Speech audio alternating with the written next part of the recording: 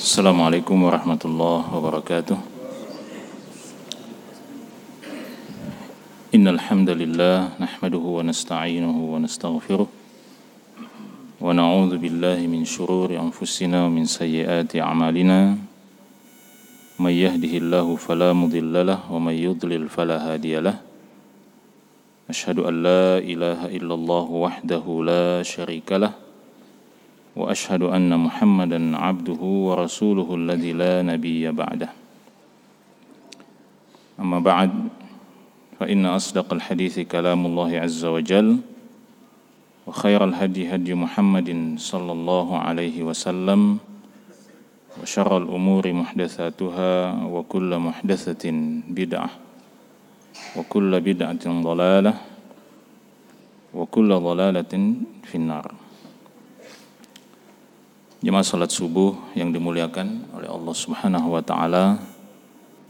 Subuh hari ini kita awali dengan bersyukur sebesar-besarnya kepada Allah Subhanahu wa taala yang selalu memberikan kesempatan pada kita semua untuk beribadah kepadanya, untuk memperbaharui ketaatan demi ketaatan, untuk memperbaharui catatan perjalanan kehidupan kita di dunia ini,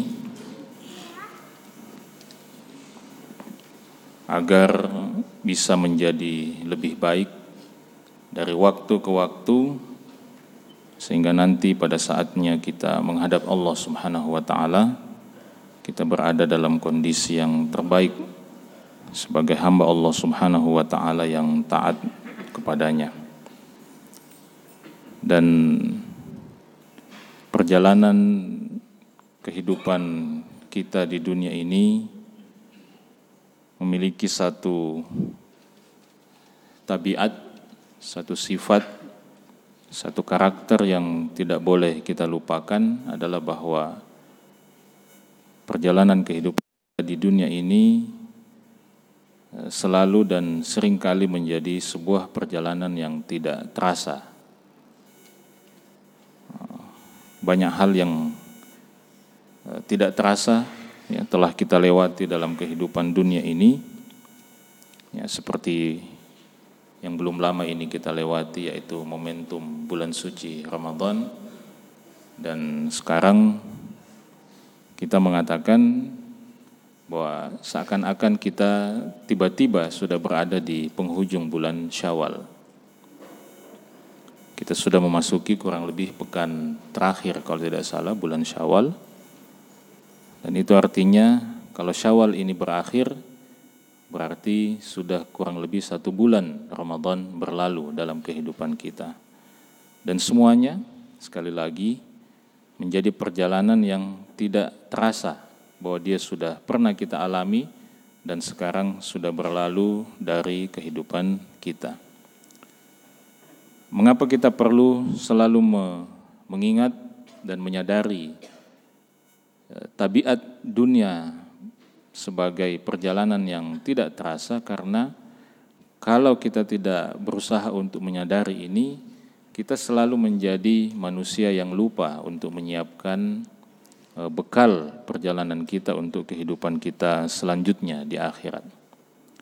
Karena perjalanan yang serba tidak terasa itu seringkali mendorong kita dan membuat kita untuk menunda, untuk melakukan apa yang dalam bahasa Arab disebut dengan istilah at-taswif, ya, selalu menunda, ya. Seolah-olah masih ada kesempatan sesudah ini, ya.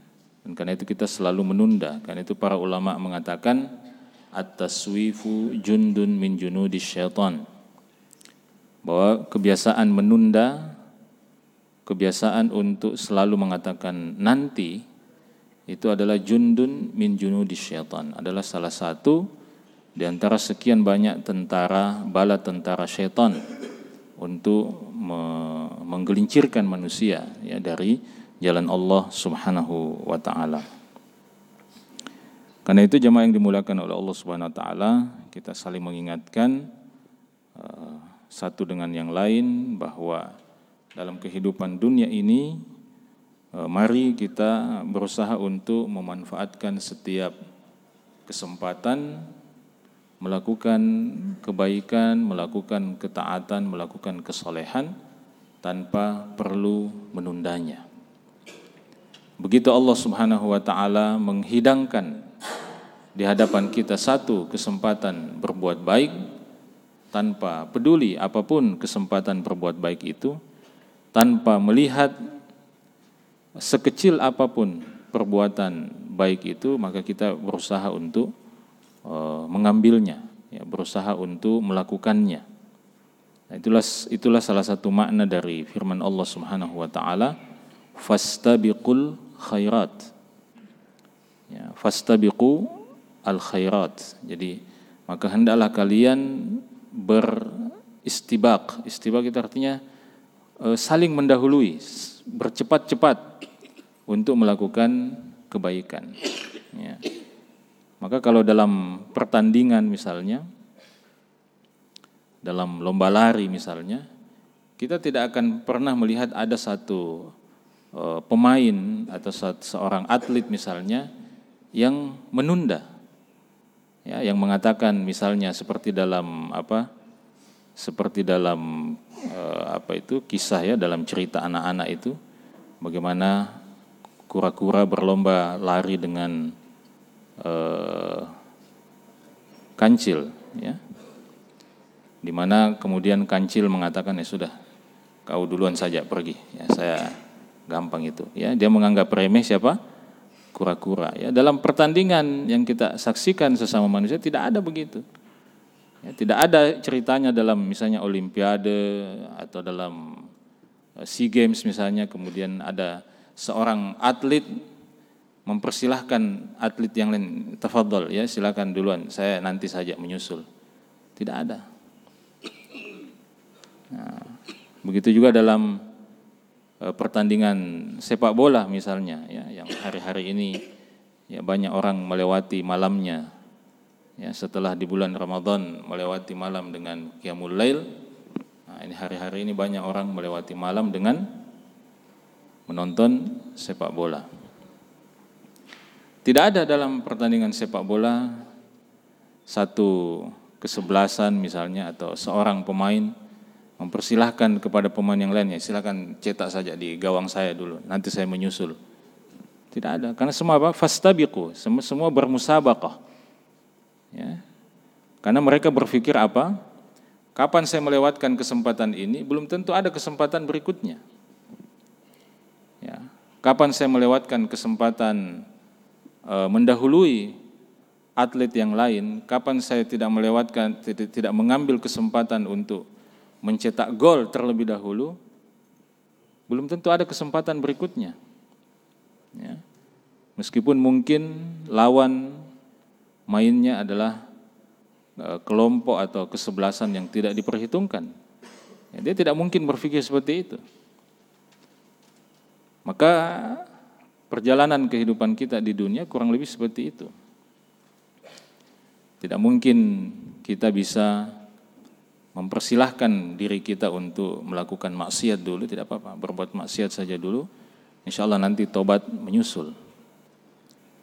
Atau mempersilahkan orang lain berbuat baik terlebih dahulu dan mengatakan, ya, nanti saya menyusul, tidak.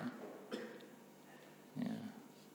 Maka ada satu kaidah yang diajarkan oleh para ulama kita bahwa la ithara fit taqarrub, bahwa tidak boleh kita ini memprioritaskan orang lain dalam persoalan ibadah. Ya, dalam persoalan ibadah. Jadi kalau ada saf pertama yang kosong, jangan persilahkan orang lain maju. Ya, kita yang maju untuk mendapatkan keutamaan saf pertama. Karena biasanya kan kalau ada saf pertama kosong, kita siapa? Jangan. Nah, itu artinya kita persilahkan orang masuk surga duluan. Ya, silakan masuk surga duluan. Nah, maka kita waspadai ini, ya, karena kalau kita tidak menyadari tabiat dunia sebagai perjalanan yang sering tidak terasa, maka itu tadi kita akan terjebak untuk menunda, Allah Subhanahu wa taala berikan kesempatan berbuat baik, kemudian kita lewati dengan berbagai macam bentuk alasan, ya, apapun alasan itu adalah alasan yang tidak dibenarkan karena kita sudah melewatkan satu kesempatan berbuat baik. Ketika kita berjalan, kemudian kita lihat ada beling atau ada gangguan, ya, ada paku yang bisa mengganggu orang lain, jangan lewatkan itu. Kita ambil dan jangan menunggu orang lain yang membersihkan. Jangan mengatakan nanti ada tukang sapu yang akan membersihkan, tidak. Karena mungkin itu yang jadi sebab kita kemudian masuk dalam surga Allah Subhanahu wa taala. Ya. Jadi selalu kita mengulang-ulangi pesan Nabi SAW, la tahqiranna minal ma'rufi syai'an. Jangan pernah sekalipun engkau meremehkan perbuatan baik, sekecil apapun perbuatan baik itu. Ya. Dan saya kira bulan Ramadan yang belum lama kita lalui menjadi semacam pemicu, menjadi semacam motivator untuk kita semua untuk terus melanjutkan kebiasaan-kebiasaan baik yang sudah kita jalankan di bulan Ramadan pada bulan-bulan berikutnya. Karena itulah salah satu indikasi utama bahwa Ramadan kita diterima oleh Allah Subhanahu wa taala. Ya. Bahwa Ramadan kita insya Allah menjadi Ramadan yang menghadirkan kebaikan dan keberkahan dalam hidup kita. Ya, jadi kalau mau tahu salah satu indikasi orang misalnya mendapatkan Lailatul Qadar adalah bahwa sesudah Ramadan dia menjadi orang yang lebih baik lagi. Ya, atau setidak-tidaknya ibadahnya kurang lebih mirip-mirip, ya, sama dengan yang dilakukan di bulan Ramadan. Bahkan kalau bisa lebih baik, itu lebih hebat lagi. Maka jangan tinggalkan Al-Quran, ya, di bulan Ramadan. Alhamdulillah mungkin sudah bisa khatam Al-Quran, ya, dalam 10 hari misalnya. Ada yang khatam 10 hari di bulan Ramadan? Ada, tapi mungkin tidak mau ketahuan, ya. Atau ada yang sudah bisa khatam dalam 1 bulan Ramadan, maka dilanjutkan kebiasaan itu dengan tidak melewatkan 1 hari kecuali dengan membaca 1 juz Al-Quran. Kalau perlu jadikan itu sebagai semboyan kita, prinsip kita, bahwa saya tidak akan tidur pada hari itu kecuali setelah apa? Selesai 1 juz, ya, membaca Al-Quran. Jadi sibuk meeting dari pagi, siang, sampai sore, sampai malam, pulang di rumah, capek, pokoknya sebelum tidur, harus paksakan diri sedikit, selesaikan 1 juz. Itu insya Allah tidak lama, 30 menit sampai 40 menit selesai 1 juz. Ya. Yang penting cara bacanya jangan seperti cara bacanya Ustadz Muammar, ya, yang melagu, ya, enggak. Jadi cara bacanya dengan hadar, ya, namanya, dengan agak sedikit cepat tanpa mengabaikan tajwidnya. Itu insya Allah bisa selesai 30 menit, 40 menit. Ya. Kurang 5 menit dari 1 babak pertandingan sepak bola. Ya, menonton sepak bola 1 babak 45 menit. Nah, itu 40 menit bisa khatam 1 juz. Ya. Tapi bedanya yang 1 berat, yang 1 ringan. Ya, meskipun 2 kali 45 menit itu ringan, tidak terasa. Ya.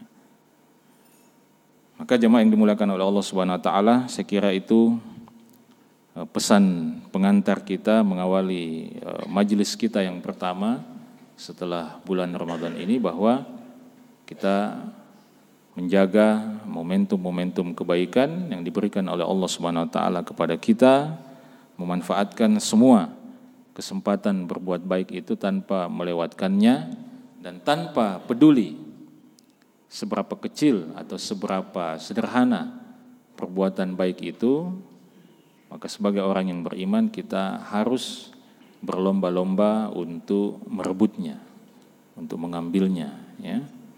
Ada kesempatan menundukkan pandangan, kita menundukkan pandangan, ya. Kemarin saya menulis tulisan pendek tentang bahwa hidup itu harus memilih. Begitu kita bangun tidur, kita memang hidupnya harus memilih.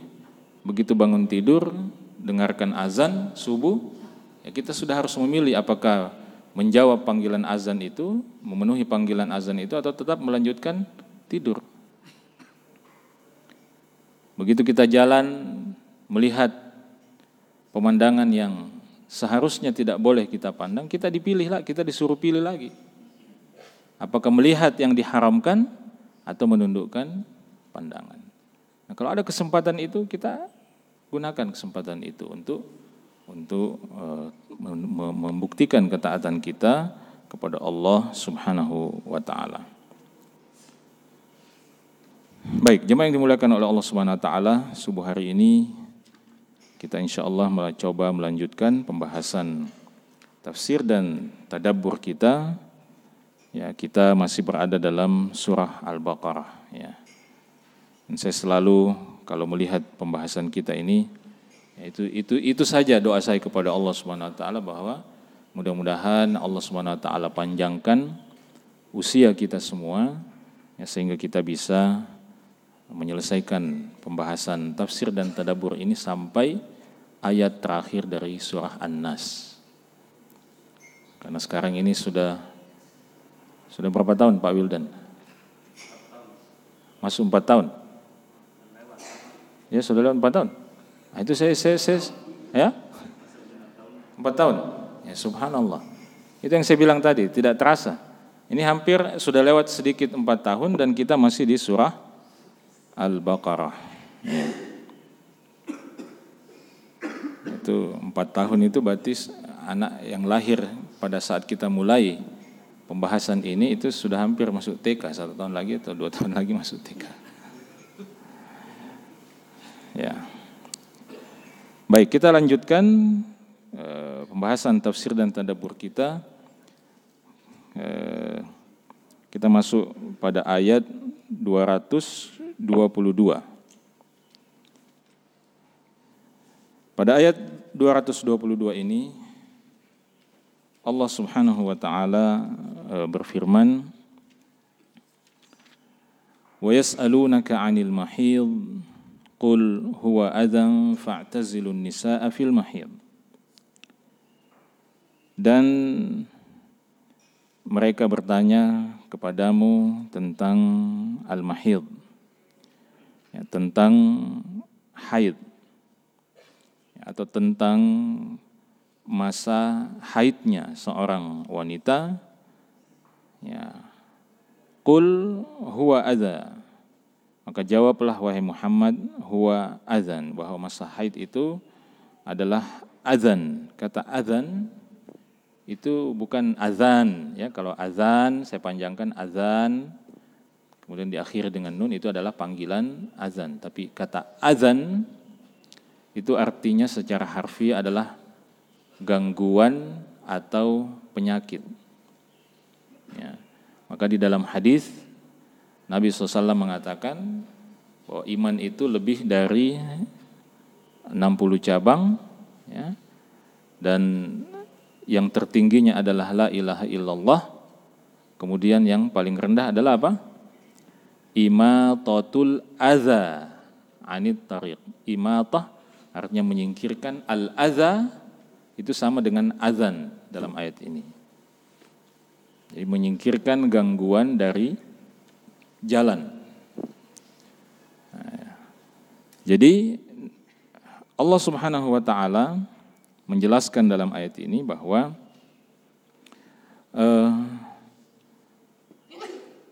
mereka bertanya kepadamu, orang-orang beriman bertanya kepadamu wahai Muhammad tentang al-mahid, tentang hukum apabila seorang wanita itu berada dalam kondisi haid. Ya, apa yang harus dilakukan atau apa yang harus kami lakukan ya sebagai pasangan, sebagai suami? Maka Allah katakan qul huwa adzan, jawablah wahai Muhammad bahwa haid itu adalah azan. Ya, azan itu artinya gangguan ya atau halangan ya. Dan karena itu fa'tazilun nisaa fil mahid. Karena itu beruzlahlah ya, kata i'tizal artinya uzlahlah, artinya tinggalkanlah ya wanita itu, istri-istri kalian itu fil mahid, ketika mereka berada dalam masa haid. Ya. Jadi i'tazilu, fa'tazilu itu berasal dari kata al-uzlah. Maka kita juga pernah dengar atau pernah membaca istilah sebuah nama kelompok yang sesat itu namanya Mu'tazilah. Itu sama, akar katanya sama dengan uzlah. Jadi Mu'tazilah itu artinya kelompok yang menyempal, ya, yang menyendiri, ya, secara harfiah. Nah, jadi ini penjelasan hukum dari Allah Subhanahu wa taala. Nah, di sini dinukil salah satu sababun nuzul daripada ayat ini, penjelasan sababun nuzul ayat ini diriwayatkan oleh Imam Ahmad dari sahabat Anas bin Malik radhiyallahu taala anhu, annal yahuda kanu idza hadatil mar'atu minhum lam yuwakiluha wa lam yujami'uha fil buyut.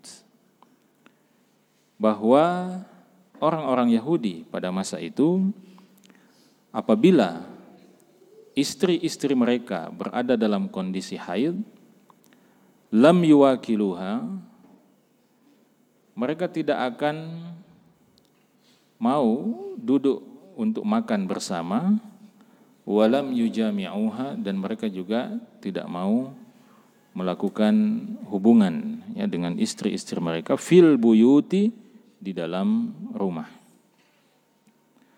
Fasa'ala ashabun Nabi sallallahu alaihi wasallam, maka para sahabat Nabi sallallahu alaihi wasallam pun bertanya kepada Nabi sallallahu alaihi wasallam, fa anzalallahu azza wa jal, maka Allah Subhanahu wa taala pun menurunkan ayat ini, wa yas'alunaka 'anil mahid qul huwa adzam fa'tazilun nisaa fil mahid, dan mereka bertanya kepadamu wahai Muhammad tentang masa haid, maka jawablah bahwa masa haid itu adalah adzan ya, gangguan, halangan. Fa'tazilun nisaa fil mahid, maka beruzlahlah ya, tinggalkanlah istri-istri kalian pada masa haid, wala taqrabuhunna hatta yathurn, dan janganlah kalian mendekati mereka hatta yathurna, sampai mereka suci dari haid.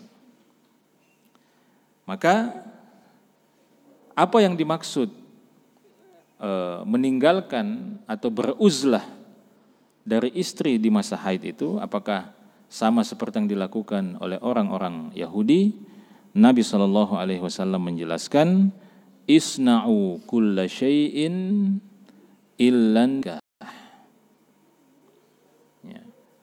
Isna'u kulla syai'in illa an-nikah. Lakukan apa saja yang kalian mau lakukan, illan nikah, kecuali apa?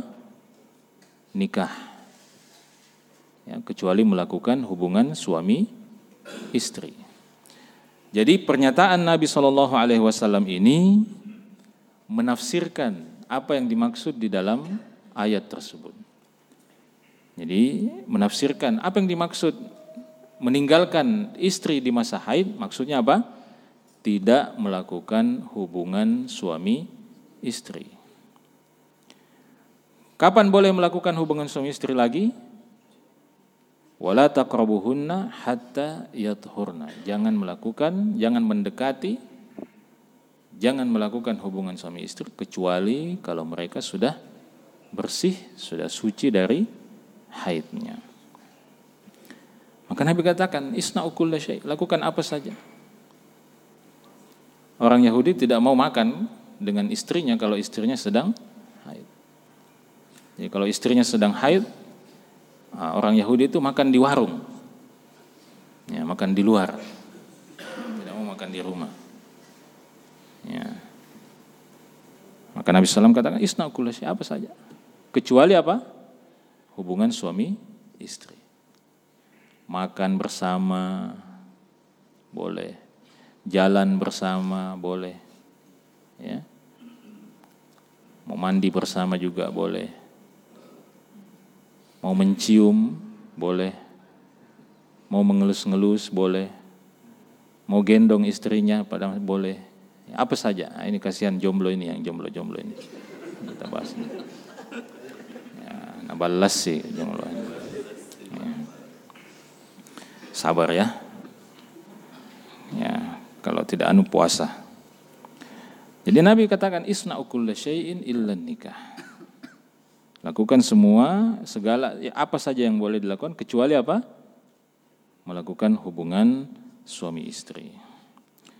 Maka Anas mengatakan dalam riwayat ini, fabalagha dzalikal yahuda faqalu. Maka informasi itu pun sampai kepada orang-orang Yahudi, lalu mereka mengatakan, ma yuridu hadzal rajulu ay yad'a min amrina syai'an illa khalafana fihi. Mereka mengatakan betul-betul ini Muhammad tidak ada satupun perbuatan yang kita lakukan, yang kita kerjakan, melainkan dia selalu mau menyelisihi kita. Ya. Apa yang kita kerja selalu dia apa? Dia sampaikan sesuatu yang berbeda dengan apa yang kita lakukan. Maka dua orang sahabat Nabi SAW yang mendengar itu, Usaid bin Hudhair dan Abbad bin Bishr, datang menyampaikan pada Nabi SAW, ya Rasulullah, wahai Rasulullah, innal yahuda qalat kada wa kada, bahwasanya orang-orang Yahudi itu mengatakan begini dan begini, afala nujami'uhunna, apakah kami tidak boleh melakukan hubungan suami istri dengan istri-istri kami? Fataghayyara wajhu Rasulullah sallallahu alaihi wasallam, maka mendengar itu wajah Rasulullah sallallahu alaihi wasallam pun berubah, ya, artinya mendengarkan sahabat itu, padahal Nabi sudah mengatakan lakukan semuanya kecuali hubungan suami istri, ya. Jadi itu salah satu sababun nuzul, ya, daripada ayat ini yang menjelaskan latar belakang turunnya ayat ini. Ibnu Katsir mengatakan fa'tazilun nisaa fil mahid, ya, firman Allah Subhanahu wa taala, fa'tazilun nisaa fil mahid, ya, maka jauhilah istri-istri kalian fil mahid. Kata Ibnu Katsir, makna al-mahid di dalam ini adalah al-farj, ya, kemaluan, ya. Jadi al-mahid pada firman Allah fa'tazilun nisaa fil mahid, ya, jadi al-mahid di situ adalah tempat keluarnya haid, ya. Jadi itu dalam bahasa Arab disebut dengan istilah isim makan, kata yang menunjukkan tempat. Jadi kata al-mahid itu bisa bermakna isim zaman, bisa bermakna zaman, menunjukkan waktu, yaitu waktu keluarnya haid. Bisa juga menunjukkan al-makan, isim makan, yaitu nama tempat keluarnya haid. Ya, maka itulah sebabnya Ibnu Katsir di sini menegaskan bahwa yang dimaksud dengan kata al-mahid pada firman Allah fa'tazilun nisaa fil mahid itu adalah tempat keluarnya haid. Jadi bukan waktu haid. Supaya tidak difahami bahwa pada saat wanita itu haid harus ditinggalkan sepenuhnya. Ya, itu beda. Kalau saya mengatakan fa'tazilun nisaa fil mahid, maka jauhilah wanita fil mahid, di waktu dia haid, itu bisa bermakna apa? Jauhi itu istri-istri kalian, pokoknya sepenuhnya jauhi kalau dia sedang haid. Tapi kalau ditafsirkan al-mahid sebagai tempat keluarnya haid, maka maknanya jauhilah istri kalian pada tempat keluar haidnya. Artinya selain tempat keluarnya haid, jangan jauhi. Ya. Apalagi biasa, mohon maaf ini ada ibu-ibu di belakang. Ya, biasa itu istri-istri kita itu berada pada masa yang sangat sensitif itu pada saat menjelang haid atau ya pada saat haid secara umum. Ya, jadi kalau ditinggalkan sepenuhnya, ya, dia akan semakin sensitif. Dia mengatakan, wah, ngapa mi tidak nanu mami ke? Ya. Mentang-mentang kita sedang datang bulan, dicueki, ya. Makan di luar terus, ya. Tidak pernah mungkin disayang-sayang, ya. Tidak pernah diusap-usap, itu. Jadi yang dijauhi itu hanya apa?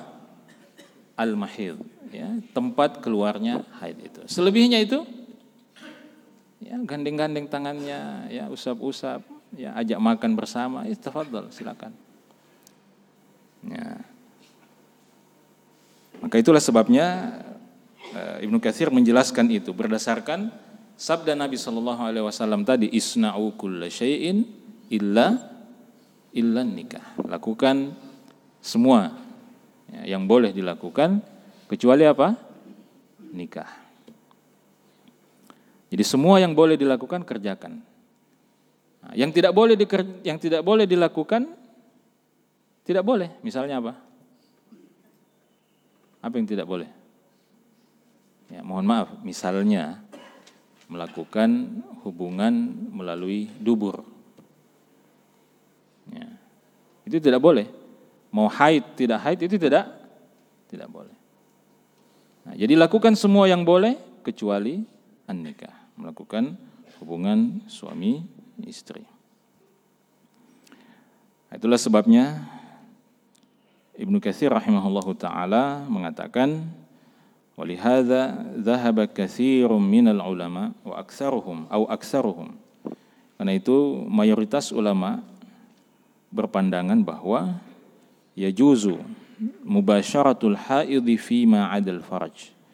Boleh mencumbu wanita yang sedang haid kecuali pada wilayah haidnya, pada tempat keluarnya haid. Jadi boleh. Ya, terserah mau pakai gaya apa, boleh. Ya. Yang penting jangan memasuki wilayah yang terlarang. Ya.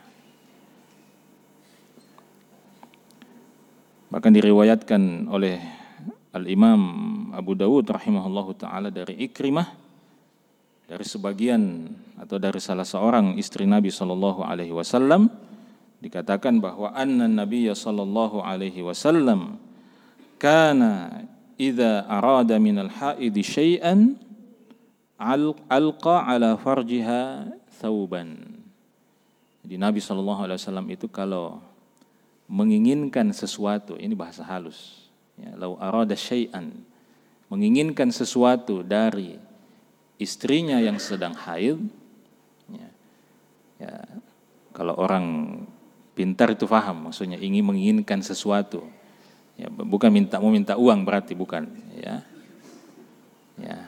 meminta sesuatu dari istri yang sedang haid, maka apa yang Nabi SAW lakukan? Alqa ala farjiha thawban, maka beliau akan meletakkan sehelai pakaian atau sehelai kain di atas tempat keluar haidnya sang istri itu. Ya, kemudian beliau mencumbu. Diriwayatkan juga oleh Ibnu Jarir At-Tabari rahimahullahu taala bahwa bahwa Masruq pernah rakiba ila Aisyah, ya, pernah mengendarai kendaraan untuk menemui ibunda kita Aisyah radhiyallahu taala anha. Lalu dia mengatakan assalamu ala nabi wa ala ahlihi, ya, mengucapkan salam, ya, kepada Nabi sallam dan kepada istrinya yaitu Aisyah. Lalu kemudian Aisyah mempersilahkan ya Masruq untuk masuk untuk bertemu dengan Aisyah. Lalu Masruq mengatakan kepada Aisyah, "Inni uridu an as'alaki an syai'in wa ana astahi." Saya sebenarnya ingin bertanya kepada Anda, wahai ibunda, tentang sesuatu, tapi saya malu untuk bertanya. Maka Aisyah mengatakan kepada Masruq, "Innama ana ummuk wa anta ibni." Tidak usah malu. Kenapa? Innama ana ummuk, karena saya ini ibumu. Ya, istri-istri Nabi SAW itu apa? Ibunya semua kaum beriman. Ya, jadi kalau ada yang mencela Aisyah, berarti dia mencela ibunya sendiri. Ya. Jadi Aisyah mengatakan, "Innama ana ummuk, saya ini ibumu, wa anta ibni, dan engkau adalah anakku."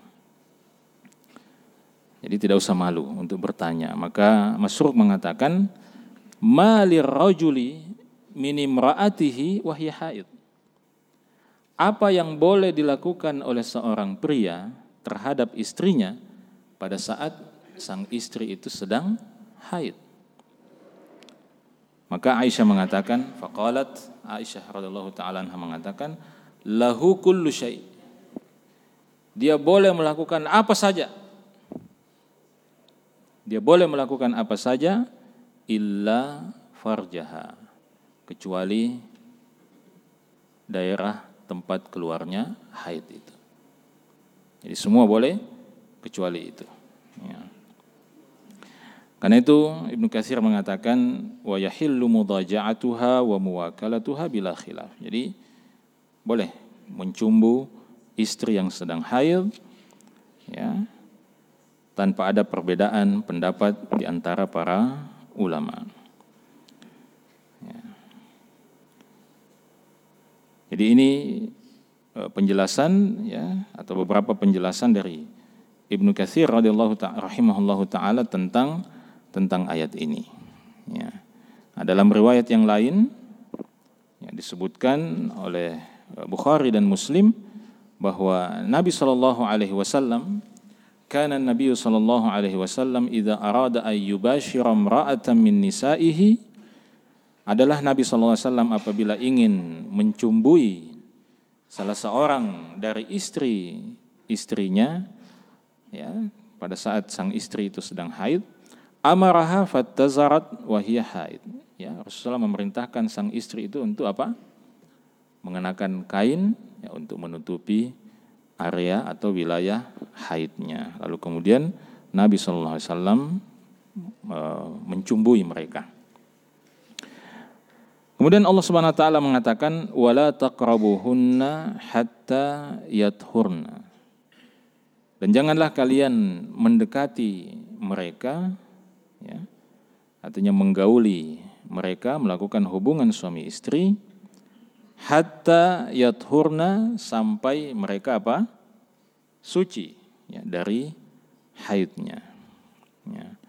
Jadi larangan ini berlaku selama wanita itu masih dalam keadaan haid, sehingga difahami bahwa kalau haidnya sudah selesai, sudah dipastikan selesai, maka yang tadinya tidak boleh, yang tadinya haram itu menjadi halal. Ya. Kemudian setelah itu Allah Subhanahu wa taala berfirman, fa idza tatahharna fa'tuhunna min haitsu amarakumullah. Maka apabila mereka telah bersuci, maka silahkan kalian mendatangi mereka, mengunjungi mereka ya, min haitsu amarakumullah, dari arah mana saja yang diperintahkan oleh Allah, yang dibolehkan oleh Allah Subhanahu wa taala untuk kalian. Ya, coba kita perhatikan ayat ini. Allah katakan fa idza tatahharna. Maka apabila mereka telah bersuci. Ya. Atas dasar ayat ini, kata Ibnu Katsir, para ulama menjelaskan bahwa menggauli atau melakukan hubungan suami istri dengan istri yang selesai dari masa haidnya itu hanya boleh dilakukan setelah istri itu bersuci. Artinya apa? Mandi wajib atau mandi besar setelah bersih dari haid. Jadi harap sabar. Ya. Jadi kalau dia meskipun dia sudah suci atau sudah selesai haidnya, tapi kalau dia belum bersuci, harus sabar dulu. Ya. Harap sabar sampai istri itu bersuci ya, dengan mandi, atau kalau tidak bisa mandi, ya, tidak ada air misalnya, dengan diganti dengan apa? Dengan tayammum. Ya. Maka Ibnu Katsir rahimahullahu taala mengatakan wa qad ittafaqal ulama ala anna al-mar'ata idza qata'a haiduha. Para ulama telah bersepakat bahwa seorang wanita apabila haidnya telah selesai, la tahillu, dia tidak halal untuk digauli hatta taghtasila bil ma, sampai dia mandi ya, dengan air, au tayammama, atau dia bertayammum, tatayammamu, atau dia bertayammum, in ta'azzara dzalika 'alaiha bi syartihi, kalau dia punya halangan untuk mandi dengan air ya, misalnya di tengah padang pasir kah, atau di satu tempat yang sulit untuk mendapatkan air ya, atau misalnya dalam kondisi para ulama menjelaskan salah satu kondisi yang membolehkan orang tayammum meskipun dia punya air itu adalah kalau air itu digunakan untuk mandi misalnya atau untuk berwudu, lalu kemudian air itu akan habis dan mereka tidak punya bekal lagi untuk minum dan mereka bisa mati kalau tidak minum. Itu kondisi yang membolehkan juga orang untuk apa? Tayammum. Ya, ada air, tapi air itu hanya cukup untuk istilahnya menyambung kehidupan. Kalau dipakai mandi atau dipakai wudu, itu bisa celaka, maka di situ boleh orang bertayammum meskipun ada air. Ya. Jadi itu penjelasan Ibnu Katsir rahimahullahu taala tentang fa idza tatahharna fa'tuhunna min haitsu amarakumullah. Jadi kalau mereka sudah bersuci, maka silahkan kunjungi, silahkan datangi mereka sesuai dengan apa yang diperintahkan oleh Allah Subhanahu wa taala. Kita perhatikan juga firman Allah ketika mengatakan min haitsu amarakumullah. Jadi bahkan dalam urusan hubungan suami istri pun kita ini manusia, hamba Allah Subhanahu wa taala, tunduk patuh kepada aturan Allah. Karena hubungan suami istri itu adalah ibadah kepada Allah Subhanahu wa taala, maka pasti ada aturannya dari Allah. Itulah sebabnya Allah katakan min haitsu amarakumullah. Jadi kunjungi mereka, silahkan datangi istri-istri kalian, tapi cara mendatanginya adalah apa? Min haitsu amarakumullah. Ya, sesuai dengan apa yang diperintahkan oleh Allah Subhanahu wa taala kepada kalian. Ya. Meskipun nanti kalau kita telisik lagi lebih jauh, apa yang diperintahkan oleh Allah itu ternyata sangat luas. Jadi yang dilarang oleh Allah itu jauh lebih sedikit daripada yang dibolehkan. Makanya nanti ada penjelasan di sini, karena tafsir ayat ini cukup panjang. Ya. Jadi kata Ibnu Katsir rahimahullah, min haitsu amarakumullah, jadi pergaulilah istri kalian, datangilah istri kalian sesuai dengan apa yang diperintahkan oleh Allah. Maksudnya, ya kata Ibnu Katsir sebagaimana dinukil dari Ibnu Abbas dan ulama lainnya bahwa datangi dari al-farj. Ya, jadi kalau mau gauli mereka, gauli dari jalan yang diperintahkan oleh Allah, yaitu apa? Al-farj, kemaluan. Ya. Bukan yang lainnya. Ya. Itulah sebabnya tadi saya katakan, dan di sini dijelaskan oleh Ibnu Katsir, wa fihi dilalatun ala tahrimil wat'i fid dubur. Ayat ini menunjukkan haramnya melakukan hubungan suami istri melalui dubur. Ya. Jadi meskipun di dalam ayat ini tidak disebutkan kata dubur, tetapi dari ayat ini difahami bahwa tidak boleh melakukan hubungan suami istri kecuali melalui jalur yang diperbolehkan oleh Allah Subhanahu wa ta'ala. Maka kemudian Allah Subhanahu wa ta'ala menutup ayat itu dengan mengatakan, innallaha yuhibbut tawwabin. Sesungguhnya Allah Subhanahu wa ta'ala mencintai orang-orang yang selalu bertaubat. Ya.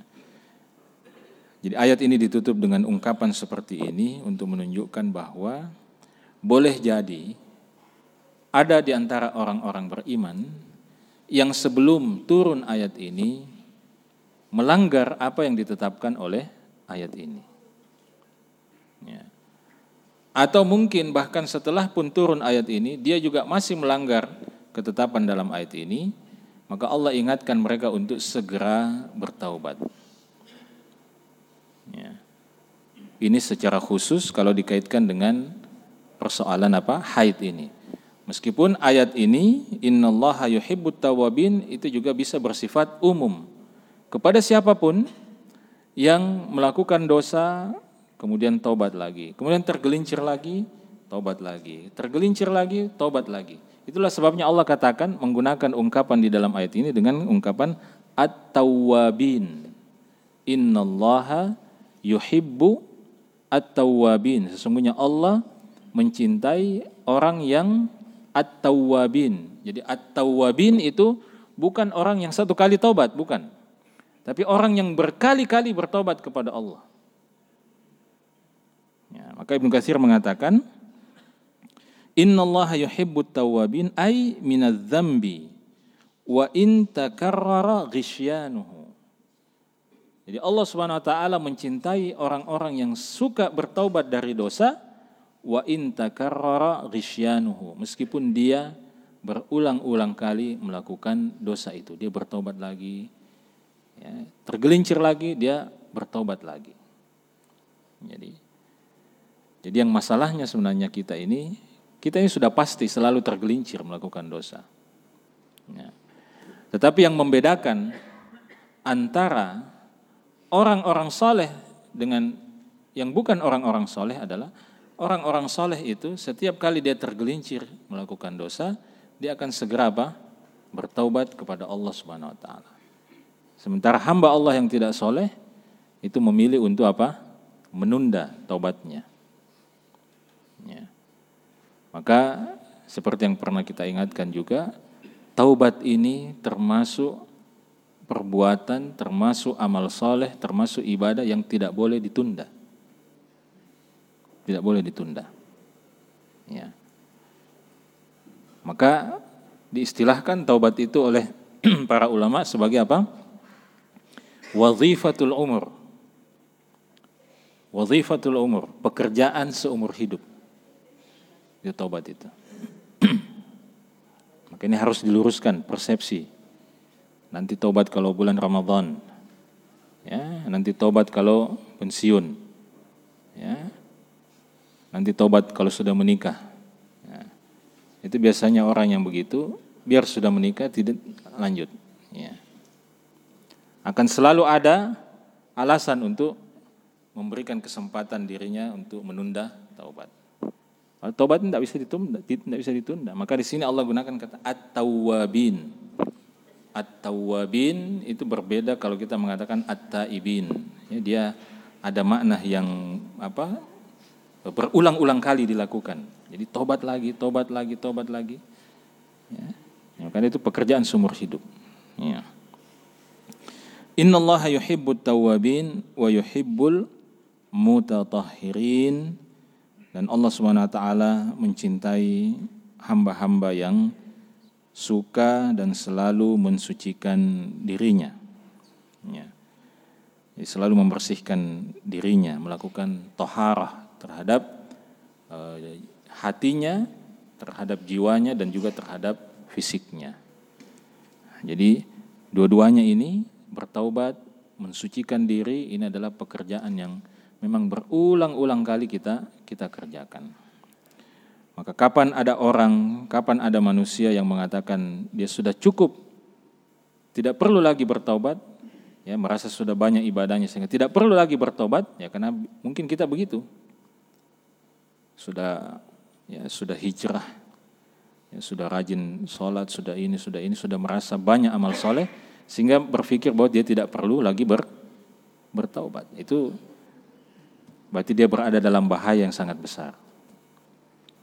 Ya, karena semua sejak para nabi dan rasul sampai orang-orang soleh berikutnya itu semua bertaubat sepanjang waktu. Ya, para nabi dan rasul bertaubat sepanjang waktu. Ya, Nabi Yunus, ya, alaihissalam, ya, mengatakan la ilaha illa anta subhanaka inni kuntu minadh dhalimin. Ya. Jadi para nabi mengakui diri mereka kepada Allah bahwa kami ini orang zalim. Nabi ini. Siapa di antara kita yang berani mengatakan bahwa dia tidak zalim? Nabi saja mengatakan apa? Kami ini termasuk orang yang zalim. Jadi mengakui kesalahan, mengakui kekurangan diri, itu syarat utama, langkah yang paling pertama dilakukan kalau kita ingin menjadi orang yang lebih baik, menjadi hamba yang lebih baik. Dan itulah yang menyebabkan kemudian iblis, ya, tidak bisa menjadi hamba yang terbaik karena dia tidak mau mengakui kesalahannya, ya.